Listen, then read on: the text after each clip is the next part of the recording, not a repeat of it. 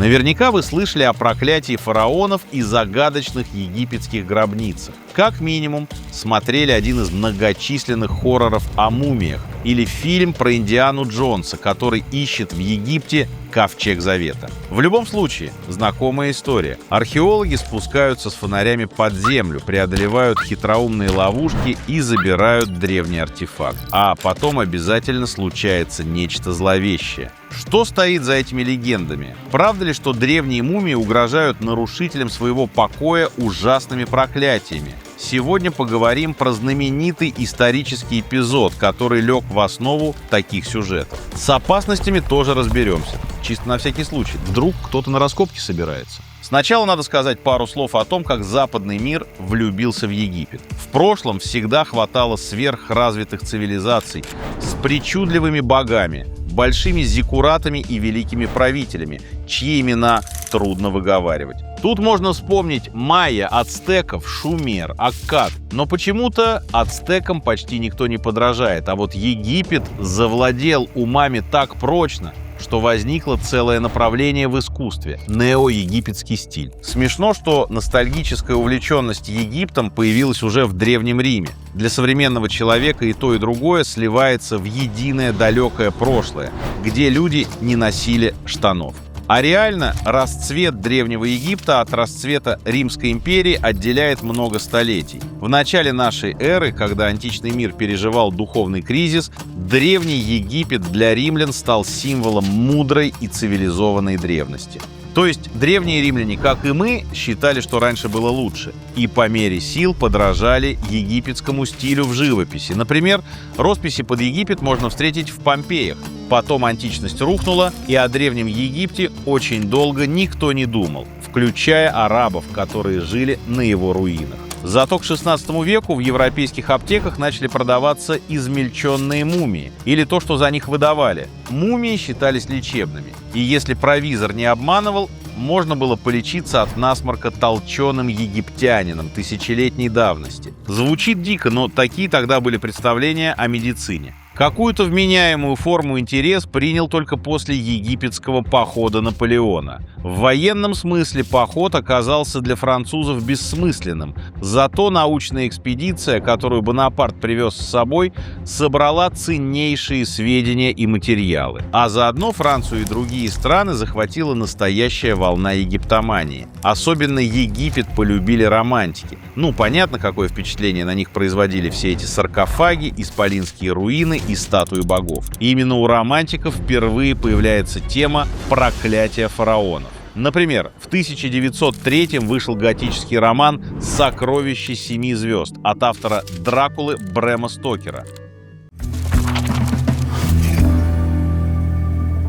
Тогда же, в начале 20 века, начинаются резонансные городские легенды про несчастливую мумию. Хотя самой мумии-то и не было, был артефакт, хранящийся в Британском музее, крышка от саркофага жрицы бога Амона-Ра. Ходили слухи, что британских путешественников, которые купили эту крышку в качестве сувенира, стали преследовать несчастье. Один потерял руку, другие вовсе погибли. Шепотом рассказывали, что английский фотограф, снимавший крышку, умер на месте и так далее. Байка о несчастливой мумии была запущена Томасом Дугласом Мюрреем. Он, судя по всему, выдумал ее из хулиганских соображений, когда ходил в Британский музей со своим приятелем, журналистом по имени Уильям Стед, тоже фанатом мистики.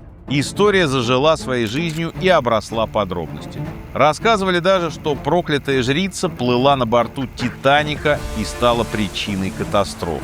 Зерно истины тут есть. На «Титанике» оказался тот самый Уильям Стед, развлекавший публику в ресторане историями о египетских проклятиях. Увы, он ушел на дно вместе с кораблем. Мумий на борту не было. Хотя можно при желании сказать, что мертвая египтянка дотянулась до Стеда через ледяные воды Атлантики и наказала его за неуважение. В общем, миф о египетском проклятии прижился. И когда в 1922 году произошло великое и знаковое для египтологии событие – открытие гробницы фараона Тутанхамона, общественность уже была достаточно прогрета. Конечно, это была не первая царская усыпальница, которую раскопали археологи, но, как правило, захоронения они находили с очевидными следами грабежа, без золота и других ценностей. Египет настолько стар, что гробницу фараона, умершего 5000 лет назад, легко могли разорить 3000 лет назад какие-нибудь чуть менее древние египтяне. Особенно часто могилы грабили во времена 20 и 21 династий, когда египетская цивилизация вступила в эпоху упадка. Занимались этим организованные группы, а иногда и местные чиновники, которые пытались пополнить опустевшую казну. Что характерно, проклятий они не боялись. Надо сказать, что до Картера Тутанхамон не был так известен, как сегодня. Фараон умер совсем молодым даже по древнеегипетским меркам – в 19 лет. Взглянув на его золотую погребальную маску, легко заметить, что покойный правитель юн и свеж, несмотря на бородку. Она, кстати, накладная, церемониальная. Такие носили даже фараоны-женщины, как знак власти. Так или иначе, имя Тутанхамона было известно только ученым-египтологам. Широкие массы про него не знали. Мировую славу ему обеспечило именно открытие Картера. А все потому, что гробница хорошо сохранилась, даже несмотря на то, что грабители за тысячелетия успели побывать там дважды. Вот как сам Картер описывал чудеса, которые открылись ему сразу после попадания в усыпальницу. «Сперва я ничего не видел. Горячий воздух из камеры трепал и задувал пламя свечи. Но вскоре глаза привыкли к темноте, и сквозь дымку медленно проступили силуэты предметов. Странные животные, статуи из золота, везде сверкало золото». Кроме мумии самого властителя, упакованной в несколько саркофагов, последний из которых был золотым, Картер и его коллеги обнаружили сокровищницу с сотнями предметов: колесницы, трон, статуи, ларцы, вазы и обрядовые сосуды для внутренних органов, извлеченных при мумификации. В общем, в гробнице было все, что могло пригодиться фараону после смерти, исследователям для расширения научных знаний, а всем остальным для нового витка эстетической египтомании. Особенно она усилилась после того, как Говард Картер устроил турне, выступая с лекциями о своих находках. Кроме Картера, в команду, проникшую в гробницу, входил Джордж Карнарвон, богатый лорд и фанат Египта. Он финансировал всю экспедицию. С собой он взял дочь Эвелин. Именно эта отчаянная девица за счет хрупкого телосложения первой пролезла в погребальную камеру через дыру, которую археологи пробили в стене. Кроме Эвелин в команде раскопок были два личных помощника Картера, несколько ученых-египтологов, химик, фотограф, пара художников, начальник охраны и некоторое количество рабочих. Здесь начинается самая таинственная часть истории. Якобы знаки были с самого начала. Говорят, Картер расшифровал на двери в гробницу надпись: «Смерть придет на легких крыльях ко всем, кто посмеет осквернить эту могилу». Но предостережение не сохранилось, потому что дверь разрушили рабочие. Еще археолог держал при себе канарейку, которую купил на удачу на местном рынке. Перед посещением гробницы птичку съела кобра, а кобра – это змея фараонов, символ их богини-покровительницы. Через 4 месяца после визита в гробницу лорд Карнарвон, идейный и финансовый вдохновитель всей этой истории, сильно заболел после укуса комара. Началась лихорадка, кожное воспаление, потом пневмония. Умер Карнарвон в Каире, и по легенде во всем городе в этот момент погас свет. История сразу вызвала слухи. Масло в огонь подлил Артур Конан Дойл, который был не только автором детективов про Шерлока Холмса, но и известным спиритуалистом. Он же в свое время активно распространял легенду о несчастливой мумии из Британского музея. Сэр Конан Дойл написал Карнарвону некролог, в котором поддержал мистическую версию его гибели. Меньше чем через год скончался радиолог Арчибальд Дуглас Рид, исследовавший мумию фараона. Умер богатый финансист Джордж Гулд, у которого после туристического визита в гробницу началась сильная лихорадка. У ближайшего помощника Картера, археолога Артура Мейса, обострился хронический плеврит. Ему пришлось навсегда уехать из Египта, и он в конце концов умер от пневмонии.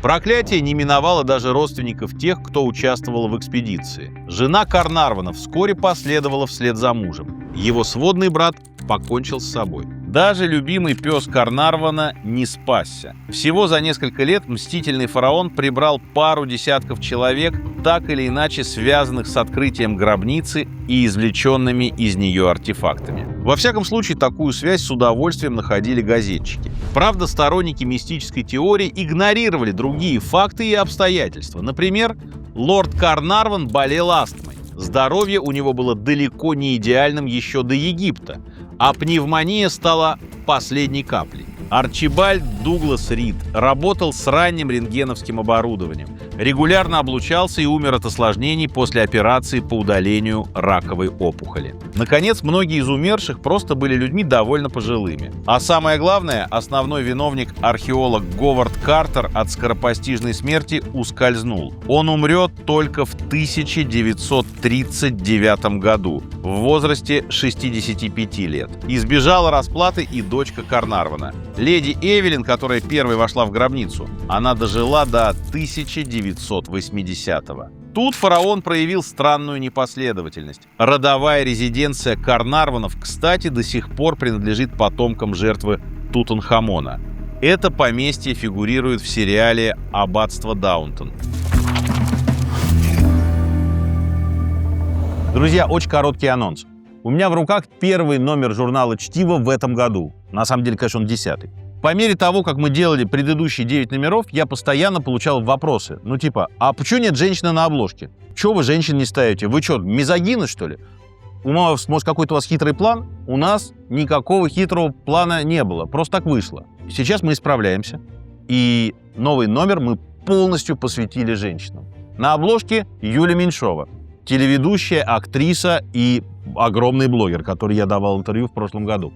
С Юлей у нас получился очень теплый и очень честный разговор о том, как это вообще расти с известной фамилией, как сделать себя самой, как строить отношения в семье, ну и так далее. Очень интересное большое интервью. Внутри еще 4 интервью, которые мы записали с женщинами из самых разных сфер. Это не разговоры там о girl power, о мужском мире. Это диалоги взрослых людей о том, что нам близко, что нам интересно, о деньгах, о славе, о возрасте, о детях и вообще о многом другом. На страницах журнала вы, конечно, найдете и другие материалы. Мы долго искали, нашли следы амазонок в евразийской степи и в современной поп-культуре. Мы выяснили, какими писали женщин великие авторы прошлого, от Тургенева до Дюма-старшего. Рассказали о том, как столетиями иностранцы видели русскую красавицу. И, наконец, ответили на вечный вопрос. Почему, если женщина, то сразу ведьма? Предзаказ уже можно оформить на Озон. Ссылку оставляю в описании. Могла ли гробница содержать реальные источники опасности? Такое вполне возможно. Никто не обещал, что в помещения, которые простояли закрытыми тысячи лет, можно зайти с улицы без риска для жизни. Археологам всегда грозили обрушение сводов и лестниц, падение в колодцы и щели. Бывали случаи, когда за долгие годы в подземельях накапливался взрывоопасный природный газ. Говорили, что в гробнице Тутанхамона археологи заметили на стенах странный темный налет. По одной из версий, это был токсичный грибок, который тысячелетиями мутировал в герметичной камере. Это могло бы объяснить, почему болезнь так быстро скосила астматика Карнарвона. Некоторые грибки действительно вызывают тяжелые респираторные поражения. Но нерациональное объяснение, ни пробелы в фараоновой логике не помешали слухам о гробнице Тутанхамона распространяться в прессе. Легенда о проклятии прочно утвердилась в культуре. Особенно ее полюбили киношники. Геометричные прически и эффектный макияж египтян отлично смотрелись на экране. В 1932 году проклятие фараона, если верить слухам, еще собирало свой мрачный урожай. А на экраны уже вышел фильм ужасов «Мумия». Роль мертвого фараона Имхотепа там исполнил Борис Карлов, главная звезда хорроров того времени. Вторая известная его роль — чудовище Франкенштейна. От фильма 1932 происходит киновселенная Universal, а также бесчисленное множество комиксов и книг в мягкой обложке. Так бальзамированные мертвецы в лоскутных обмотках захватили массовую культуру. Легенда про египетские проклятия – часть вечного сюжета о потревоженных усыпальницах. Абсолютно все народы мира во все времена считали, что нарушать покой мертвых без уважительной причины – это очень плохая идея. А если это еще и могущественные мертвые, то вообще беда. Потом традиции забылись, но интуитивное понимание сохранилось и дошло до наших дней в форме страшилок и городских легенд. Совсем недавно, в 2020 году, в египетской Саккаре археологи нашли несколько десятков нетронутых саркофагов и тут же принялись вскрывать их во благо науки. Эпидемию коронавируса на этот эпизод списать не получится, она к тому моменту уже началась. С другой стороны, невозможно отрицать, что новости после 2020 года пошли какие-то мрачные.